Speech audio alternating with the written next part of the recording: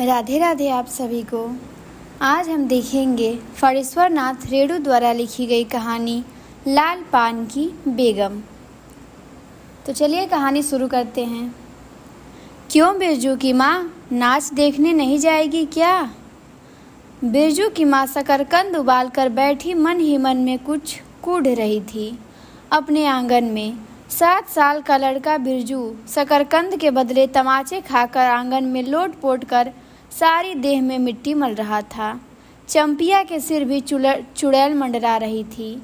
आधे आंगन धूप रहते जो गई है सहुआन की दुकान छोड़ा छोआ गुड़ लाने, सो अभी तक नहीं लौटी। दिया बाती की बेला हो गई है। आज लौट के जरा। बागड़ बकरे की देह में कुकुरमाछी लगी थी, इसलिए बेचारा बागड़ रह रह कर कूद फांद कर रहा था। बिरजू की माँ बागड़ पर मन का गुस्सा उतारने का बहाना ढूंढकर निकाल चुकी थी। पिछवाड़े की मिर्ची की फूली गांच, बागड़ के सिवा और किसने कलेवा किया होगा। बागड़ को मारने के लिए वह मिट्टी का छोटा ढेला उठा चुकी थी कि पड़ोसन मखनी फुआ की पुकार सुनाई पड़ी। क्यों बिरजू की माँ नाच देखने नहीं जाएगी क्या? बिरजू की माँ के आगे नाथ और पीछे पगैया न हो तब न फुआ। गरम गुस्से में बुझी नुकुली बात फुआ की देह में धंस गई और बिरजू के माँ ने हाथ के ढेले को पास ही फेंक दिया। बेचारे बागड़ को कुकुरमाछी परेशान कर रही है। आह आए आए हर आए। बिरजू ने लेटे ही लेटे बागड़ को एक डंडा लगा दिया। बिरजू की माँ की इच्छा हुई कि जाकर उसी डंडे से बिरजू का भूत भगा दे, किंतु नीम के पास खड़ी पनभरनियों की खिलखिलाहट सुनकर रुक गई।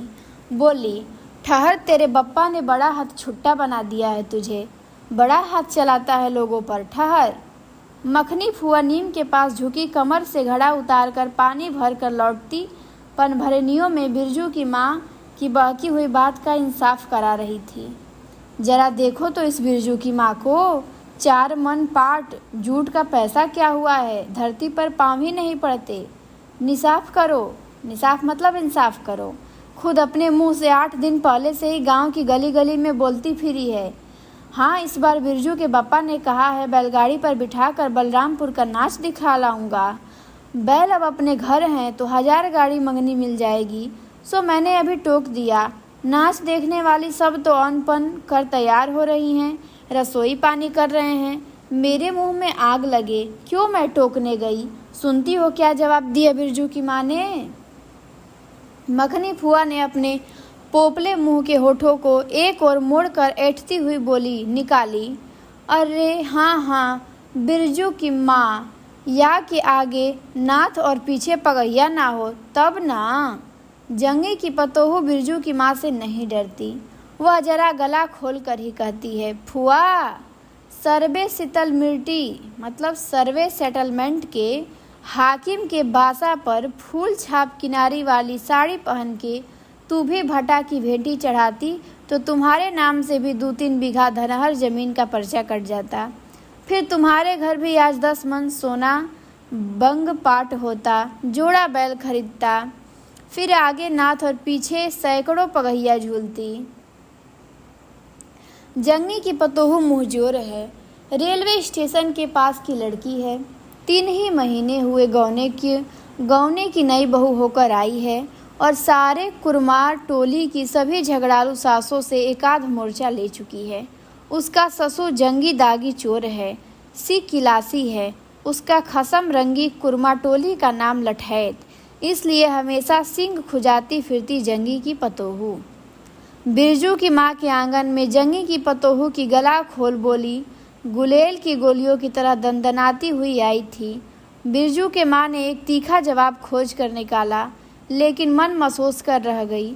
गोबर की ढेरी में कौन ढेला फेंके।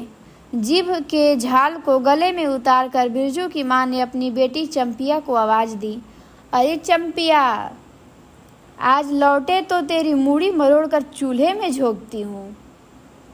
दिन दिन बेचाल होती जाती है। गांव में तो अब ठेठर बैस्कोप का गीत गाने वाली पतुरिया पतोहू सब आने लगी हैं। कहीं बैठ के बाजे न मुरलिया सीख रही होगी। हर जाई अरे चंपिया!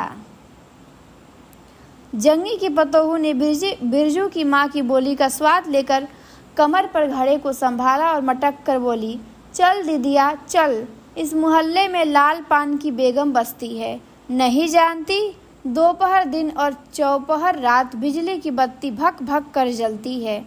भक भक बिजली बत्ती की बात सुनकर ना जाने क्यों सभी खिलखिलाकर हंस पड़ी। फुआ की टूटी हुई दंत पंक्तियों के बीच से एक मीठी गाली निकली, शैतान की नानी। बिरजू की माँ की आंखों पर मानो किसी ने तेज टार्च की रोशनी डालकर चौंधिया दिया। भक भक बिजली बत्ती। 3 साल पहले सर्वे कैंप के बाद गांव की जलन डाही औरतों ने एक कहानी गढ़ के फैलाई थी। चंपिया की माँ के आंगन में रात भर बिजली बत्ती भुक भुकाती थी। चंपिया के माँ के आंगन में नाक वाले जूते की छाप घोड़े की टाप की तरह जलो जलो और जलो। चंपिया के माँ के आंगन में चांदी जैसे पाट सूखते देखकर जलने वाली सब औरतें खलिहान पर सोनोली धान के बोझों को देखकर बैगन का भुर्ता हो जाएंगी। मिट्टी के बर्तन से टपकते हुए छोवा गुड़ को उंगलियों से चाटती हुई चंपिया आई और माँ के तमाचे खाकर चीख पड़ी, मुझे क्यों मारती है? सहुआइन जल्दी से सौदा नहीं देती है। सहुआइन जल्दी सौदा नहीं देती कि नानी? एक सहुआइन की दुकान पर मोती झरते हैं जो जड़ गार कर बैठी हुई थी। बोल, गले पर लात देकर कल्ला तोड़ दूंगी हर जाई, जो फिर कभी बाजे न मुरलिया गाते सुना। चाल सीखने जाती है टीसन की छोकरियों से। बिरजू की माँ ने चुप होकर अपनी आवाज़ अंदाजी की। उसकी बात जंगी के झोपड़े तक साफ साफ पहुंच गई होगी। बिरजू बीती हुई बातों को भूल कर उठ खड़ा हुआ और धूल झाड़ते हुए बर्तन से टपकते गुड़ को ललचाई निगाह से देखने लगा था। दीदी के साथ वह भी दुकान जाता तो दीदी उससे भी गुड़ चटाती जरूर। वह शकरकंद के लोभ में रहा और मांगने पर माँ ने शकरकंद के बदले, ए मैया 1 अंगुली गुड़ दे दा। बिरजू ने तलहथी फैलाई, दे न मैया 1 रत्ती भर। 1 रत्ती क्यों? उठा के बर्तन को फेंक आती हूँ पिछवाड़े में, जाके चाटना। नहीं बनेगी मीठी रोटी। मीठी रोटी खाने का मुंह होता है। बिरजू की माँ ने उबले शकरकंद का सूप रोती हुई चंपिया के सामने रखते हुए कहा, बैठ के छिलके उतार, नहीं तो अभी। 10 साल की चंपिया जानती है शकरकंद छीलते समय कम से कम 12 बार माँ उसे बाल पकड़कर झकझोरेगी, छोटी छोटी खोट निकालकर गालियाँ देगी। पाँव फैला के क्यों बैठी है उस तरह बेलज्जी चंपिया माँ के गुस्से को जानती है। बिरजू ने इस मौके पर थोड़ी सी खुशामद करके देखा, मैया मैं भी बैठकर शकरकंद छीलूं? नहीं, माँ ने झिड़की दी। एक शकरकंद छीलेगा और 3 पेट में। जाके सिद्धू की बहू से कहो 1 घंटे के लिए कड़ाही मांग कर ले गई तो फिर लौटाने का नाम नहीं लेती। जा जल्दी। मुंह लटका कर आंगन से निकलते निकलते बिरजू ने शकरकंद और गुड़ पर निगाहें दौड़ाई। चंपिया ने अपने झबरे केस की ओट से माँ की ओर देखा और नज़र बचाकर चुपके से बिरजू की ओर एक शकरकंद फेंक दिया और बिरजू भागा। सूरज भगवान डूब गए, दिया बत्ती की बेला हो गई, अभी तक गाड़ी।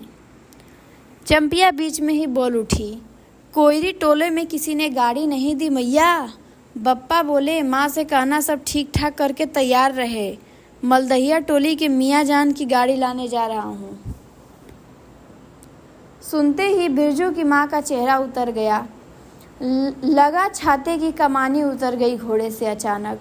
कोयरी टोले में किसी ने गाड़ी नहीं दी, तब मिल चुकी गाड़ी। जब अपने गांव के लोगों की आंख में पानी नहीं तो मलदहिया टोली के मियाँ जान की गाड़ी का क्या भरोसा। न 3 में न 13 में क्या होगा शकरकंद छीलकर, रख दे उठा के।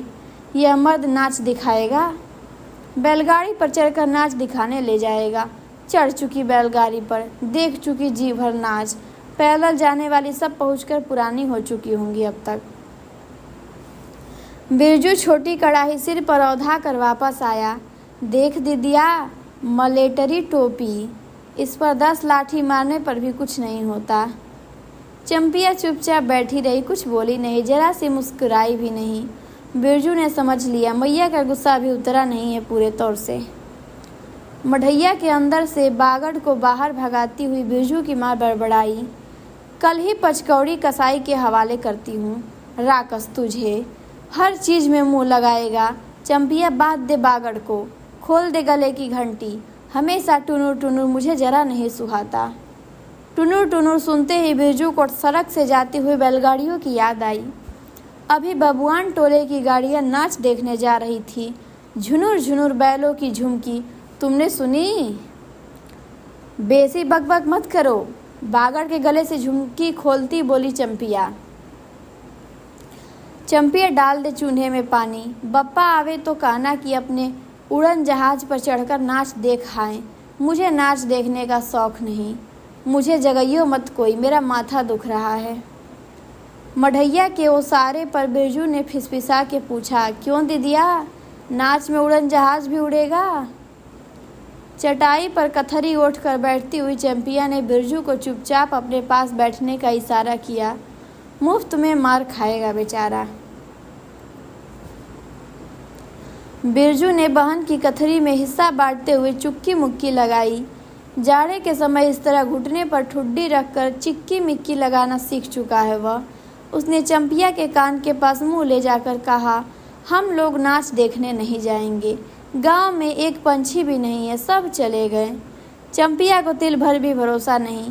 संझा तारा डूब रहा है। बप्पा अभी तक गाड़ी लेकर नहीं लौटे। 1 महीना पहले से ही मैया कहती थी, बलरामपुर के नाच के दिन मीठी रोटी बनेगी। चंपिया छीट की साड़ी पहनेगी।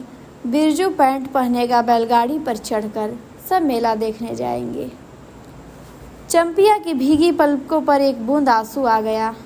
इसलिए कि जो उसकी माँ है, जिसे लोग कहते हैं लाल पान की बेगम, मतलब बिरजू की माँ, 1 महीना पहले से वो तैयारी कर रही है मेला देखने की, कि गाड़ी लेके आएंगे और उस पर हम लोग मेला देखने जाएंगे। सारी औरतें पैदल जाती हैं, लेकिन हम लोग पैदल नहीं जाएंगे, बैलगाड़ी पे बैठ के जाएंगे। और जिस दिन मेला देखने जाएंगे गुड़ की मीठी रोटी बनाएंगे। लेकिन अभी गाड़ी नहीं आ रही है तो उसका क्या सपना फीका पड़ गया है। तो चलिए आगे पढ़ते हैं। बिरजू का भी दिल भर आया। उसने मन ही मन में इमली पर रहने वाले जीन बाबा को एक बैगन कबूला। गांच का सबसे पहला बैगन उसने खुद जिस पौधे को रोपा है। जल्दी से गाड़ी लेकर बप्पा को भेज दो जीन बाबा। मढ़ैया के अंदर बिरजू की माँ चटाई पर पड़ी करवटें ले रही थी। पहले से किसी बात का मंसूबा नहीं बांधना चाहिए किसी को। भगवान ने मंसूबा तोड़ दिया। उसको सबसे पहले भगवान से पूछना है, यह किस चूक का फल दे रहे हो भोले बाबा? अपने जानते उसने किसी देवता पितर की मान मनौती बाकी नहीं रखी। सर्वे के समय जमीन के लिए जितनी मनौतियाँ की थी, ठीक ही तो महावीर जी का रोड तो बाकी ही है। हाय रे दैव, भूल चूक माफ़ करो महावीर बाबा। मनौती दूनी करके चढ़ाएगी बिरजू की माँ। बिरजू की माँ के मन में रह रह कर जंगी की पतोहू की बातें चुभती हैं। भक भक बिजली बत्ती, चोरी चमारी करने वाली की बेटी पतोहू जलेगी नहीं। 5 बीघा जमीन क्या हासिल की है बिरजू के बप्पा ने। गांव की भाई खौकियों की आंख में किरकिरी पड़ गई है। खेत में पाट लगा देखकर गांव के लोगों की छाती फटने लगी। धरती फोड़कर पाट लगा है। बैसाखी बादलों की तरह उमड़ते आ रहे हैं पाट के पौधे, तो अलान तो फलान।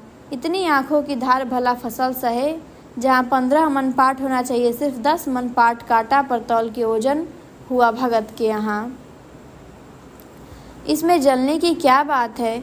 बिरजू के बप्पा ने तो पहले ही कुरमा टोली के एक एक आदमी को समझा के कहा, जिंदगी भर मजदूरी करते रह जाओगे। सर्वे का समय हो रहा है। लाठी कड़ी करो तो 2-4 बीघे जमीन हासिल कर सकते हो।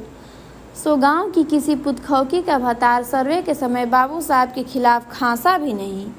बिरजू के बप्पा को कम सहना पड़ा है। बाबू साहब गुस्से से सर्कस नाच के बाघ की तरह उमड़ते रह गए। उनका बड़ा बेटा घर में आग लगाने की धमकी देकर गया। आखिर बाबू साहब ने अपने सबसे छोटे लड़के को भेजा। बिरजू की माँ को मौसी कहते पुकारा। यह ज़मीन बाबूजी ने मेरे नाम से खरीदी थी। मेरी पढ़ाई लिखाई उसी ज़मीन की उपज से चलती है। और भी कितनी बातें खूब मोहना जानता है। उतना जरा सा लड़का जमींदार का बेटा है कि। चंपिया बिरजू सो गया क्या? अब पूछ रही है कि चंपिया बिरजू सो गया क्या? यहाँ आ बिरजू अंदर। तू भी आजा चंपिया, भला आदमी आए तो एक बार आज। बिरजू के साथ चंपिया अंदर चली गई। ढिबरी बुझा दे, बप्पा बुलाए तो जवाब मत देना, खपच्ची गिरा दे। भला आदमी रे भला आदमी, मुंह देखो जरा इस मर्द का। बिरजू की माँ दिन रात मंछा न देती रहती तो ले चुके थे ज़मीन। रोज आकर माथा पकड़ के बैठ जाए, मुझे ज़मीन नहीं लेनी है बिरजू की माँ, मजूरी ही अच्छी। जवाब देती थी बिरजू की माँ खूब सोच समझ के। छोड़ दो, जब तुम्हारा कलेजा है स्थिर नहीं होता तो क्या होगा, जोरू ज़मीन जोड़ के, नहीं तो किसी और के। बिरजू के बाप पर बहुत तेजी से गुस्सा चढ़ता ही जाता है। बिरजू की माँ का भाग ही खराब है जो ऐसा गोबर गणेश घर वाला उसे मिला। कौन सा शौक मौज दिया है उसके मर्द ने, कोल्हू के बैल की तरह खट कर सारी उम्र काट दी इसके यहाँ। कभी 1 पैसे की जलेबी भी ला कर दी है उसके खसम ने। पाट का दाम भगत के यहाँ से लेकर बाहर ही बाहर बैलहट्टा चले गए। बिरजू की माँ को एक बार नमरी लोट देखने भी नहीं दिया आँख से। लमरी मतलब नंबरी नोट।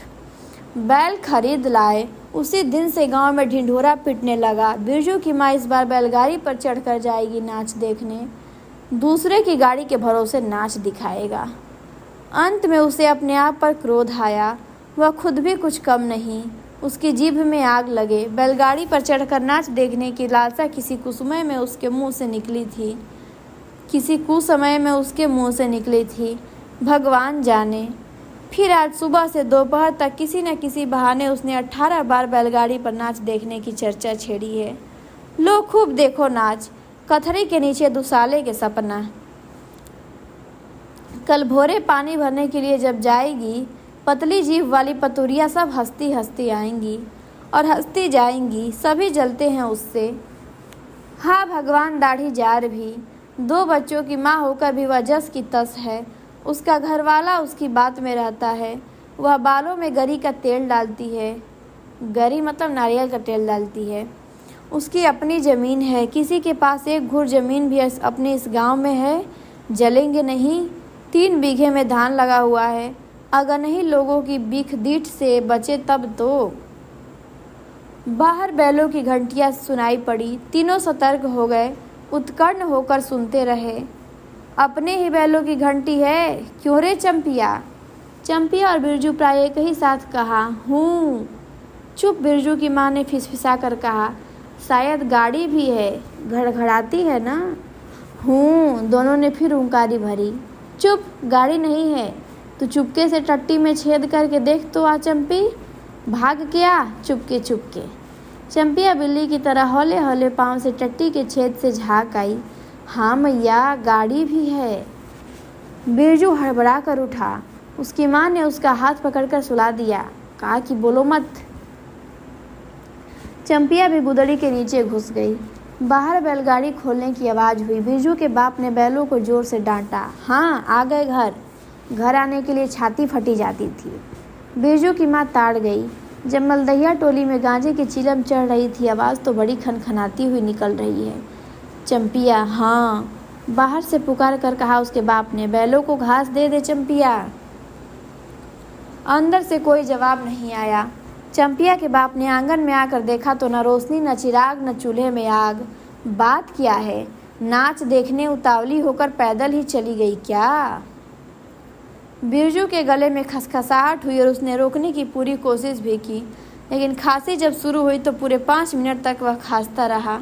बिरजू, बेटा बिरज मोहन, बिरजू के बाप ने पुचकार कर बुलाया। मैया गुस्से के मारे सो गई क्या? अरे अभी तो लोग जा ही रहे हैं। बिरजू की माँ के मन में आया कि कस कर जवाब दे, नहीं देखना है नाच, लौटा दो गाड़ी। चंपिया, उठती क्यों नहीं? ले, धान की पचसीस रख दे। धान की बालियों का छोटा झब्बा झोपड़े के ओसरे पर रख कर उसने कहा, दिया बालो। बिरजू की माँ उठकर ओसारे पर आई और कह रही है कि 1.5 पहर रात को गाड़ी लाने की क्या ज़रूरत थी, नाच तो अब ख़त्म हो रहा होगा। ढिबरी की रोशनी में धान की बालियों का रंग देखते ही बिरजू के माँ के मन का सैलाब सब मैल दूर हो गया। धानी रंग उसकी आंखों में उतरकर रोम रोम में घुल गए। नाच अभी शुरू भी नहीं हुआ होगा। अभी अभी बलमपुर के बाबू की कंपनी गाड़ी मोहनपुर होटल बंगला से हाकिम साहब को लाने गई है। इस साल आखिरी नाच है। पंचशीश टट्टी में खोस दे। अपने खेत का है। अपने खेत का है? हुलसती हुई बिरजू की माँ ने पूछा। पक गए धान? नहीं, 10 दिन में अगहन चढ़ते चढ़ते लाल होकर झुक जाएगी सारे खेत की बालियाँ। मलदहिया टोली पर जा रहा था। अपने खेत में धान देखकर आंखें जुड़ा गई। सच कहता हूँ, पंचशीश तोड़ते समय उंगलियां काँप रही थी मेरी। बिरजू ने धान की एक बाली से एक धान लेकर मुंह में डाल लिया और उसकी माँ ने हल्की डांट दी। कैसा लुक्कड़ है रे तू? इन दुश्मनों के मारे कोई नेम धर्म बचे? क्या हुआ, डांटती क्यों है? नवान के पहले ही नया धान जूठा दिया, देखते नहीं? अरे इन लोगों का सब कुछ माप है। चिड़ई चुरमुन है यह लोग। दोनों के मुंह में नवान के पहले नया अन्न न पड़े।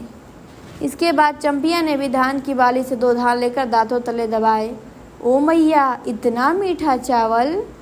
और गमकता भी है न दीदिया। बिरजू ने फिर मुंह में धान लिया। रोटी पोटी तैयार कर चुकी क्या? बिरजू के बाप ने मुस्कुरा कर पूछा। नहीं, मान भरे सुर में बोली बिरजू की माँ ने। जाने का ठीक ठिकाना नहीं और रोटी बनाती। वाह, खूब हो तुम लोग। जिसके पास बैल है उसे गाड़ी मांगनी नहीं मिलेगी भला। गाड़ी वालों को भी कभी बैल की ज़रूरत होगी। पूछूंगा तब कोयरी टोलो वालों से। ले जल्दी से रोटी बना ले, देर नहीं होगी। अरे टोकरी भर रोटी तू पलक मारते बना देती है। 5 रोटियां बनाने में कितनी देर लगेगी? अब बिरजू की माँ के होठों पर मुस्कुराहट खुलकर खिलने लगी। उसने नज़र बचाकर देखा।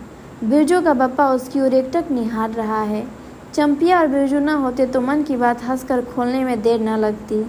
चंपिया और बिरजू ने एक दूसरे को देखा और खुशी से उनके चेहरे जगमगा उठे। मैया बेकार गुस्सा हो रही थी ना? चंपी जरा घैलसार में खड़ी होकर मखनी फुआ को आवाज़ तो दे। ए फुआ आ, सुनती हो फुआ, मैया बुला रही है। फुआ ने कोई जवाब नहीं दिया, किंतु उसकी बड़बड़ाहट स्पष्ट सुनाई पड़ी। हाँ, अब फुआ को क्यों गुहारती है? सारे टोले में बस एक फुआ ही तो बिना नाथ पगैया वाली है। अरे फुआ, बिरजू की माँ ने हंसकर जवाब दिया। उस समय बुरा मान गई थी क्या? नाथ पगैया वाले को आकर देखो। दोपहर रात में गाड़ी लेकर आया है। आ जाओ फुआ, मैं मीठी रोटी पकाना नहीं जानती। फुआ कांखती खांसती आई। इसी के घड़ी पहर दिन रहते ही पूछ रही थी कि नाच देखने जाएगी क्या? कहती तो मैं पहले से ही अपनी अंगीठी यहाँ सुलगा जाती।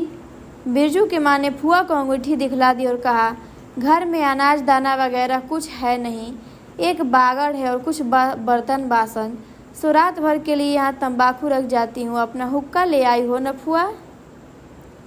फुआ को तंबाकू मिल जाए तो रात भर क्या, 5 रात बैठकर जाग सकती है। फुआ ने अंधेरे में टटोल कर तंबाकू का अंदाज किया। ओहो, हाथ खोलकर तंबाकू रखा है बिरजू की माँ ने। और एक वह है सौवाइन, राम कहो। उस रात को अफीम की गोली की तरह एक मटर भर तंबाकू रख कर चली गई गुलाब बाग मेले और कह गई कि डिब्बी भर तंबाकू है। बिरजू की माँ चूल्हा सुलगाने लगी। चंपिया ने शकरकंद को मसल कर गोले बनाए और बिरजू सिर पर कड़ाही औंधा कर अपने बाप को दिखलाने लगा। मिलिट्री टोपी, इस पर 10 लाठी मारने पर भी कुछ नहीं होगा। सभी ठठाकर हंस पड़े। बिरजू की माँ हंसकर बोली, ताखे पर 3-4 मोटे शकरकंद हैं, दे दे बिरजू को चंपिया। बेचारा शाम से ही मांग रहा था। तो कहती है, बेचारा मत कहो मैया, खूब सा चारा है। अब चंपिया चाकने लगी। तुम क्या जानो कथरी के नीचे मुंह क्यों चल रहा था बाबू साहब का? ही। बिरजू के टूटे दूध के दांतों की फाँक से बोली निकली। ब्लैक मार्टिन में 5 शकरकंद खा लिया। हा। सभी फिर ठठाकर हंस पड़े। बिरजू की माँ ने फुआ का मन रखने के लिए पूछा, एक कनवा गुड़ है, आधा दो फुआ? फुआ ने गदगद होकर कहा, अरे शकरकंद तो खुद मीठा होता है, उतना क्यों डालेगी? जब तक दोनों बैल दाना घास खा रहे एक दूसरे की देह को जीभ से चाटे, बिरजू की माँ तैयार हो गई। चंपिया ने छीट की साड़ी पहनी और बिरजू बटन के अभाव में पैंट पर पटसन की डोरी बंधवाने लगा। बिरजू की माँ आंगन से निकल गांव की ओर कान लगाकर सुनने की चेष्टा की। ओहो, इतनी देर तक भला पैदल जाने वाले रुके रहेंगे। पूर्णिमा का चांद सिर पर आ गया है। बिरजू की माँ ने असली रूपा का मांग टिक्का पहना है। आज पहली बार बिरजू के बप्पा को क्या हो गया है?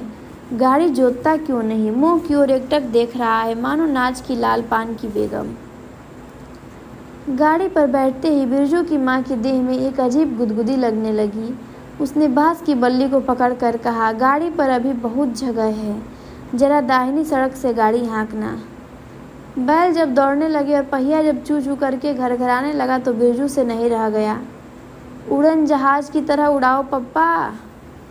गाड़ी जंगी के पिछवाड़े पहुंची। बिरजू की माँ ने कहा, जरा जंगी से पूछो ना, उसकी पतोहू नाच देखने चली गई क्या? गाड़ी के रुकते ही जंगी के झोपड़े से आती हुई रोने की आवाज़ स्पष्ट हो गई। बिरजू के बप्पा ने पूछा, ओ जंगी भाई, काहे कंड रोहट हो रहा है आंगन में? जंगी घूर ताप रहा था। बोला, क्या पूछते हो रंगी बलराम? क्या पूछते हो? रंगी बलरामपुर से लौटा नहीं, पुतोहिया नाच देखने कैसे जाए? आसरा देखते देखते उधर गांव की सभी औरतें चली गईं। अरे टीसन वाली तो रोती है काहे? बिरजू की माँ ने पुकार कर कहा, आजा झट से, कपड़ा पहनकर, साड़ी गारी पड़ी हुई है बेचारी, आजा जल्दी। बगल के झोपड़े से राधे की बेटी सुनरी ने कहा, काकी गाड़ी में जगह है, मैं भी जाऊंगी। बांस की झाड़ी के उस पार लरेना खवास का घर है, उसकी बहू भी नहीं गई है। गिलट का झुमकी कड़ा पहनकर झमकती आ रही है। आ जा, जो बाकी रह गई है सब आ जाएं जल्दी। जंगी की पतोहू लरेना की बीबी और राधे की बेटी सुनरी तीनों गाड़ी के पास आई। बैल ने पिछला पैर फेंका। बिरजू बाप ने एक भद्दी गाली दी, साला लताड़ मार कर लंगड़ी बनाएगा पुतोहू को। सभी ठठाकर हंस पड़े। बिरजू के बाप ने घूंघट में झुकी दोनों पतोहुओं को देखा। उसे अपने खेत की झुकी हुई बालियों की याद आ गई। जंगी की पतोहू का गौना 3 ही मास पहले हुआ है। गौने की रंगीन साड़ी से कड़वे तेल और लठवा सिंदूर की गंध आ रही है। बिरजू की माँ अपने गौने की याद आ गई उसको। उसने कपड़े की गठरी से 3 मीठी रोटियां निकाल कर कहा, खा ले एक एक करके, सिमराह के सरकारी कूप में पानी पी लेना। गाड़ी गांव से बाहर होकर धान के खेतों के बगल से जाने लगी। चांदनी कार्तिक की, खेतों से धान के झड़ते फूलों की गंध आती। बांस की झाड़ी में कहीं दुधी की लता फूली है। जंगी की पतोहू ने एक बीड़ी सुलगाकर बिरजू की माँ की ओर बढ़ाई। बिरजू की माँ को अचानक याद आई चंपिया।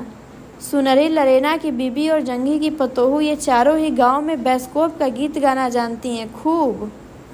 गाड़ी की लीक धनखेतों के बीच होकर गई। चारों ओर गौने की साड़ी की खसखसाहट जैसी आवाज़ होती है। बिरजू के माँ के माथे के मांग टिक्के पर चांदनी छिटकती है। अच्छा, अब एक बैस्कोप का गीत गा तो चंपिया। डरती है काहे? जरा जहाँ भूल जाओगी बगल में मास्टरनी बैठी है। दोनों पतोहुओं ने तो नहीं, किंतु चंपिया और सुनरी ने खखार कर गला साफ किया। बिरजू के बाप ने बैलों को ललकारा, चल भैया और जोर से गारे चंपिया, नहीं तो मैं बैलों को धीरे धीरे चलने को कहूँगा। जंगी की पतोहू ने चंपिया के कान के पास घूंघट ले जाकर कुछ कहा और चंपिया ने धीमे से शुरू किया, चंदा की चांदनी। बिरजू को गोद में लेकर बैठी उसकी माँ की इच्छा हुई कि वह भी साथ साथ गीत गाए। बिरजू की माँ ने जंगी की पतोहू को देखा, धीरे धीरे गुनगुना रही है वह भी। कितनी प्यारी पतोहू है। गौने की साड़ी से एक खास किस्म की गंध निकलती है। ठीक ही तो कहा है उसने, बिरजू की माँ बेगम है, लाल पान की बेगम। यह तो कोई बुरी बात नहीं। हाँ, वह सचमुच लाल पान की बेगम है। बिरजू की माँ ने अपनी नाक पर दोनों आंखों को केंद्रित करने की चेष्टा करके अपने रूप को झांकी ली। लाला साड़ी की झिलमिल किनारी, मांग टिक्का पर चांद। बिरजू की माँ के मन में अब और कोई लालसा नहीं, उसे नींद आ रही है। ठीक, तो ये कहानी हमारी यहीं पे समाप्त होती है। अब वो मेला देखने जा चुकी है। तो बस यही गांव का चित्रण किया गया है, मेला का समय का, और ये दिखाया गया है कि मतलब आपस में झगड़ते भी हैं लोग, फिर भी उनमें कितना प्रेम होता है। अब ऐसे झगड़ा करते हैं, लेकिन जब मेला देखने वो गई तो उसे चेष्टा हुई कि अब वो लोग नहीं जा रहे हैं तो उसे भी अपने साथ ले लेती है। तो बहुत अच्छे स्वभाव की रहती है ये लाल पान की बेगम जो है बिरजू की माँ। तो आप लोगों को कहानी अच्छी लगी होगी और समझ में भी आई होगी, और बिरजू की माँ ही इस कहानी की मुख्य पात्र है और वही लाल पान की बेगम भी है। तो आप लोग अच्छा लगे तो कमेंट करिएगा, लाइक करिएगा, शेयर करिएगा। फिर हम मिलेंगे नेक्स्ट वीडियो में नेक्स्ट कहानी के साथ। Thank you so much.